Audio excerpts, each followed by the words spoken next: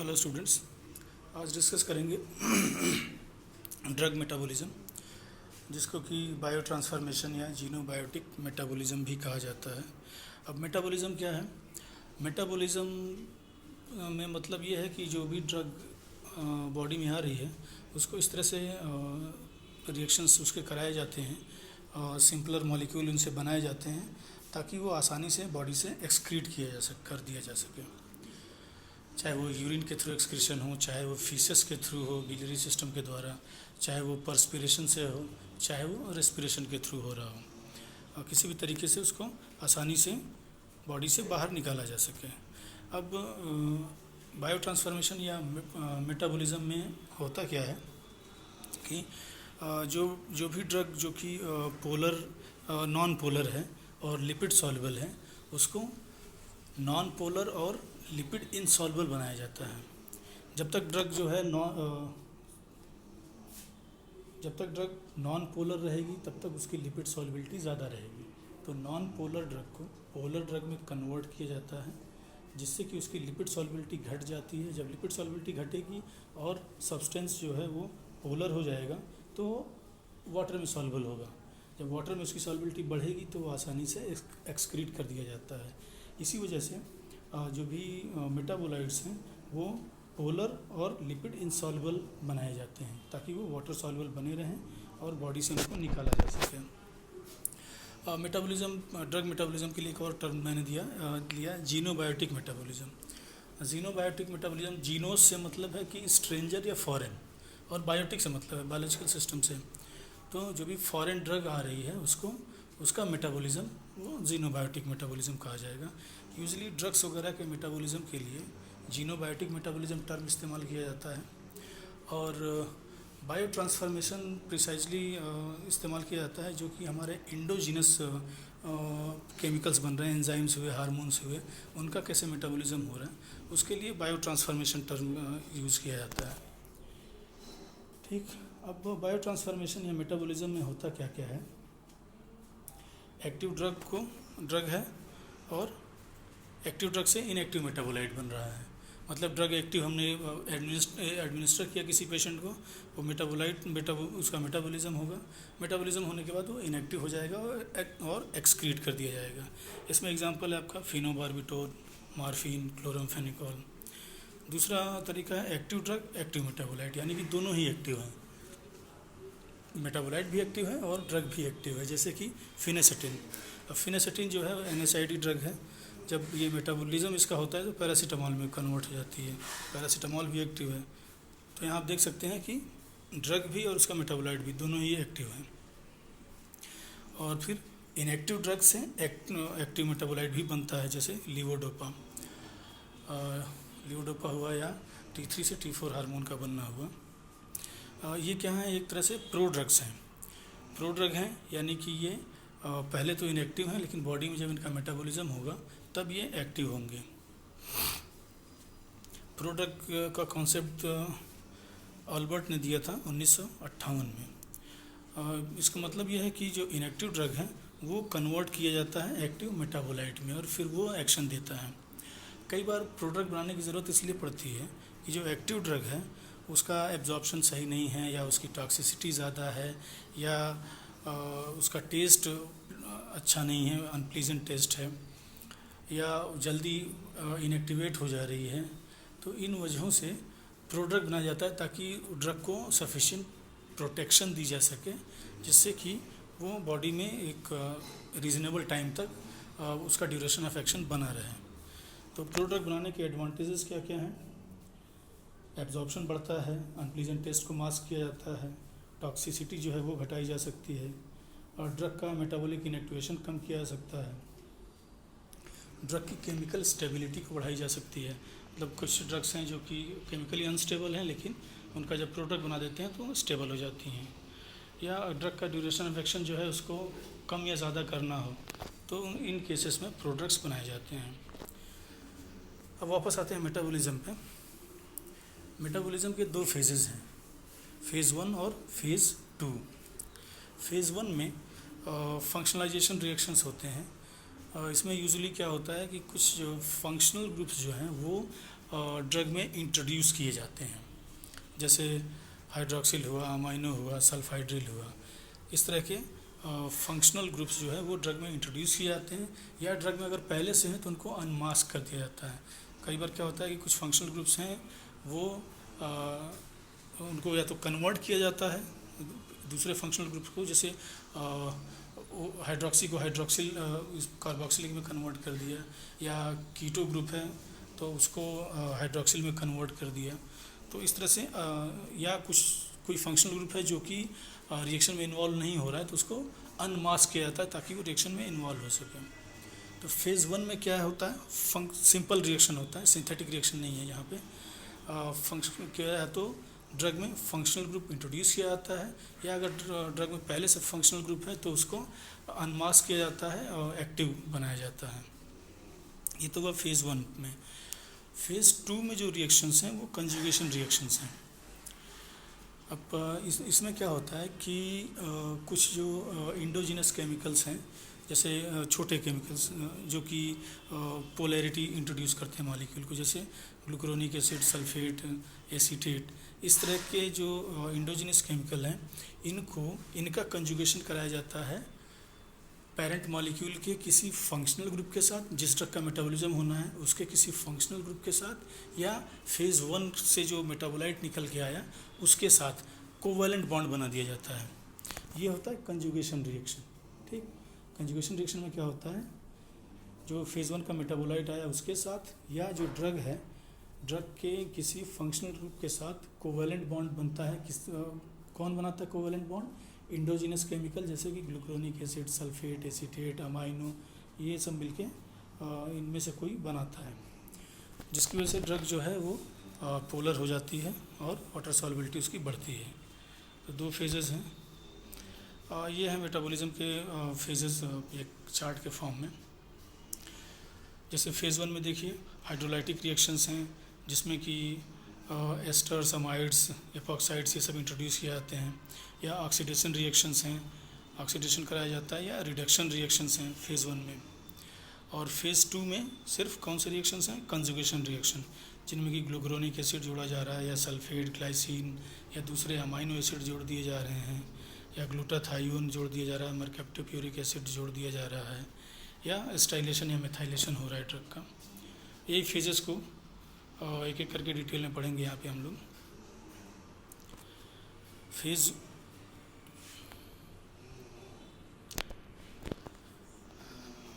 One में phase 1 में बताया पहले कि नॉन सिंथेटिक रिएक्शंस हैं ये।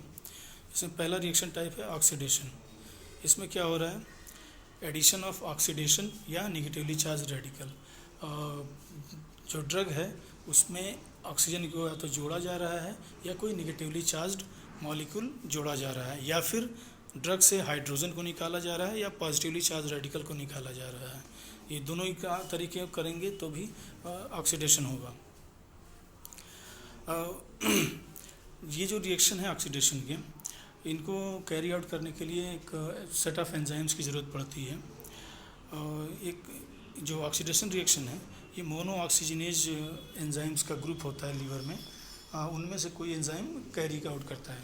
मोनो ऑक्सीजनेज जो है ये बहुत सारे एंजाइम्स का ग्रुप है, इनमें से कोई एक या दो जो है वो ये रिएक्शंस को कैरी आउट करवाते हैं। इन रिएक्शंस के फाइनल स्टेप में क्या होता है? साइटोक्रोम P450, ये हेपेटिक एंजाइम सिस्टम है, लीवर में मौजूद होता है। ये इन्वॉल्व होता है, या हीमोप्रोटीन इन्वॉल्व होते हैं, NADPH है, या साइटोक्रोम P450 रिडक्टेज है, या ऑक्सीजन है। ये सभी इन्वॉल्व होते हैं ऑक्सीडेशन रिएक्शन को कैरी करवाने में। अच्छा, ज़्यादातर जो मेटाबॉलिज्म है उनमें साइटोक्रोम P450 एंजाइम इन्वॉल्व होता है, लेकिन कुछ रिएक्शंस ऐसे हैं जो कि साइटोक्रोम P450 पे डिपेंडेंट नहीं होते हैं, दूसरे तरह के एंजाइम करते हैं। तो उनमें देख लेते हैं कौन कौन से हैं। माओ एंजाइम्स हैं, मोनो अमाइनो ऑक्सीडेज हैं, या डाई अमाइनो ऑक्सीडेज हैं। मोनो अमाइनो ऑक्सीडेज जो है एक तरह का माइटोकॉन्ड्रियल एंजाइम है, और ये ड्रग को डीअमाइनेट करता है, यानी कि अमाइनो ग्रुप निकालता है। ड्रग्स का भी और इंडोजिनस केमिकल्स से भी अमाइनो एसिड्स को निकालता है, चाहे वो न्यूरोट्रांसमीटर हो चाहे वो ड्रग मॉलिक्यूल हो। और उसके अलावा अल्कोहल और अल्कोहल डिहाइड्रोजिनेज हैं। अल्कोहल और अल्कोहल डिहाइड्रोजिनेज जो हैं ये नॉन स्पेसिफिक एंजाइम्स हैं जो कि लीवर के सॉल्युबल पोर्शन में होते हैं और वहाँ से ये मेटाबॉलिज्म को करवाते हैं। जैसे इथेनॉल यानी कि अल्कोहल का मेटाबॉलिज्म है वो कि जो एल्डिहाइड डिहाइड्रोजिनेज करवाता है उसको। अल्कोहल से एल्डिहाइड बनता है और फिर उससे एसिड बन जाता है और एक्सक्रीट कर दिया जाता है।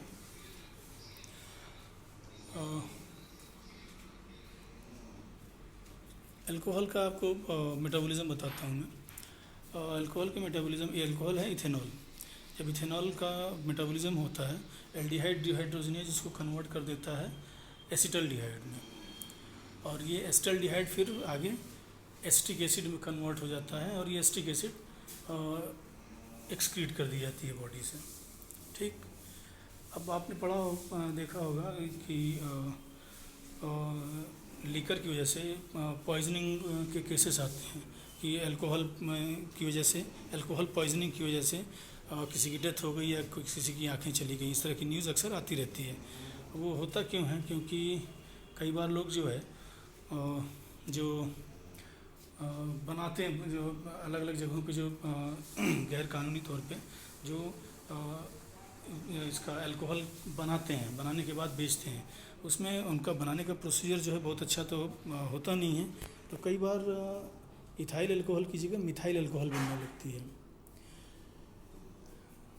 अब ये मिथाइल अल्कोहल जो है कुछ साल पहले इसी तरह का एक इंसिडेंट था।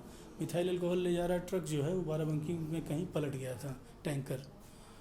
अब उससे अल्कोहल लीक होने लगी, स्मेल वही होती है उनकी, ethyl alcohol methyl alcohol smell एक ही जैसी है। लोग टूट पड़े उस पर, भर भर के ले गए।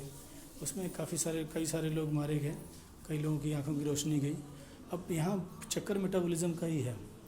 मैंने बताया आपको कि इथाइल अल्कोहल जो है वो एसिटल्डिहाइड और फिर एसिटिक एसिड में कन्वर्ट होकर निकाल दिया जाता है, लेकिन मिथाइल अल्कोहल में सिर्फ एक कार्बन है, इससे बनता है फॉर्मेल्डिहाइड बनेगा। एसिटल्डिहाइड तो बन नहीं पाएगा, अल्कोहल डिहाइड्रोजिनेज लगा और वो बनाता है फॉर्मेल्डिहाइड। ये फॉर्मेल्डिहाइड जो है ये फर्दर जो है एसिड में बदलने में इसको समय लगता है, या फार्मिक एसिड बनता भी है। तो ये जो बना सिंगल कार्बन वाला, ये एक्सक्रीट करना में इसको एक्सक्रीट नहीं होता और ये टॉक्सिक होता है, जिसकी वजह से ये तमाम तरह की कॉम्प्लिकेशंस पैदा करता है। चलिए उसके बाद आगे आते हैं। दूसरा एंजाइम सिस्टम है जो कि साइटोक्रोम P450 से अलग है, वो है फ्लेविन मोनोऑक्सीजनेज। इसमें भी मॉलिक्यूलर ऑक्सीडेशन, NADPH ये सब इन्वॉल्व होते हैं। तो ऑक्सीडेशन हो गया, अब आते हैं रिडक्शन पे। रिडक्शन जो है ऑक्सीडेशन का जस्ट उल्टा है। ड्रग्स पहले ड्रग्स रिड्यूस की जाती हैं। अब इनमें कौन कौन सी ड्रग हैं? क्लोरल हाइड्रेट है, क्लोरमफेनिकॉल है, हेलोथेन है। ये एक रिडक्शन का रिएक्शन दे रखा है हेलोथेन का। इसमें पहले हाइड्रोजन एक निकल जाता है कार्बन से, फिर एडजॉइनिंग कार्बन से फ्लोरीन निकल जाता है और डबल बॉन्ड आ जाता है। तो ये रिडक्शन रिएक्शन हो जाता है। हाइड्रोलिसिस, अब हाइड्रोलिसिस में क्या होता है कि वाटर मॉलिक्यूल जुड़ जाता है कंपाउंड के साथ। जैसे ये एग्जांपल है प्रोकीन का, उसमें वाटर जुड़ने की वजह से ब्रेक हो जा रहा है मॉलिक्यूल और एंथ्रानिलिक एसिड में कन्वर्ट हो जा रहा है। अब ये हाइड्रोलिसिस रिएक्शन होते कहाँ हैं? लीवर में, इंटेस्टाइन में, प्लाज्मा या दूसरे टिश्यूज़ में। एग्जांपल प्रोकीन बताए मैंने आपको, कोलिन एस्टर्स, आइसोनियाजिड, ऑक्सीटोसिन, इस तरह के ड्रग्स हैं जो कि हाइड्रोलिसिस के थ्रू जिनका होता है मेटाबॉलिज्म। अगले रिएक्शंस हैं साइक्लाइजेशन, डिसाइक्लाइजेशन। साइक्लाइजेशन अगर चेन स्ट्रक्चर है तो उसका रिंग फॉर्म में बदल जाना, जैसे प्रोगुआनिल। डिसाइक्लाइजेशन रिंग का ब्रेक होकर चेन में बदल जाना, चेन या ब्रांचिंग में। तो बारबिटूरेट या फेनिटोइन के एग्जांपल हैं इसमें। इस तरह से इनका मेटाबॉलिज्म होता है। अब आते हैं फेज़ 2 पे। फेज़ 1 जो था वो फंक्शनलाइजेशन रिएक्शन था, फंक्शनल ग्रुप्स के साथ ज़्यादातर खेल हो रहा है। फेज़ 2 जो है वो कंजुगेशन है, 2 मॉलिक्यूल्स का कंजुगेट बनना है इसमें। अब कंजुगेशन रिएक्शन मैंने पहले बताया आपको क्या है कि फेज़ 1 का मेटाबोलाइट या ड्रग के किसी फंक्शनल ग्रुप के साथ दूसरा इंडोजिनस कंजुगेट जो है वो आके जुड़ जाता है कोवेलेंट बॉन्ड से। अब कंजुगेशन रिएक्शन में अलग अलग रिएक्शंस क्या क्या हैं। ग्लूकुरोनाइड कंजुगेशन सबसे ज़्यादा यही है, ग्लूकुरोनिक एसिड का कंजुगेशन होता है। उसके बाद acetylation, methylation, sulphate conjugation, glycine conjugation, glutathione conjugation और राइबोन्यूक्लियोटाइड या न्यूक्लियोटाइड सिंथेसिस। अब एक एक करके इनको डिस्कस करेंगे। ग्लूकुरोनाइड कंजुगेशन, इस कंजुगेशन में होता क्या है कि अल्फ़ा डी ग्लूकुरोनिक एसिड का कंजुगेशन होता है ड्रग मॉलिक्यूल या फेज़ 1 के मेटाबोलाइट के साथ। और ये क्वांटिटेटिवली ये सबसे इम्पॉर्टेंट पाथवे है, क्योंकि सबसे ज़्यादा क्वांटिटी में जो फेज़ 2 का मेटाबॉलिज्म है वो कंजुगेशन रिएक्शन से ही होता है। और इसके जो प्रोडक्ट्स बनते हैं, मेटाबोलाइट्स जो बनते हैं, वो बाइल में एक्सक्रीट कर दिए जाते हैं। लीवर में कंजुगेशन रिएक्शन हुआ, फिर लीवर में मौजूद बाइल डक्ट्स से ये मिल के जाके इंटेस्टाइन या स्टमक में सिक्रीट कर दिए जाते हैं और वहाँ से फिर ये एक्सक्रीट हो जाते हैं। इसमें जो एंजाइम की ज़रूरत पड़ती है, यूडीपी ग्लूकुरोनोसिल ट्रांसफरेज, यूडीपी है यूरिडिक 5 डाईफास्फो, यूरिडिक 5 डाईफास्फो ग्लूकुरोनोसिल ट्रांसफरेज, शॉर्ट में इसको यूजीटी कहा जाता है। इस एंजाइम की ज़रूरत पड़ती है कंजुगेशन रिएक्शंस के लिए। अब जिन कंपाउंड्स में हाइड्रोक्सिल या कार्बोक्सिलिक ग्रुप है वो आसानी से ग्लूकुरोनिक एसिड के साथ कंजुगेट बना लेते हैं। ग्लूकुरोनिक एसिड कहाँ से आता है? ग्लूकुरोनिक एसिड ग्लूकोज का डेरिवेटिव है, ग्लूकोज से मिलता है। तो अगर कंपाउंड्स में हाइड्रोक्सिल या कार्बोक्सिलिक ग्रुप है तो आसानी से कंजुगेट बन जाता है ग्लूकुरोनिक एसिड के साथ।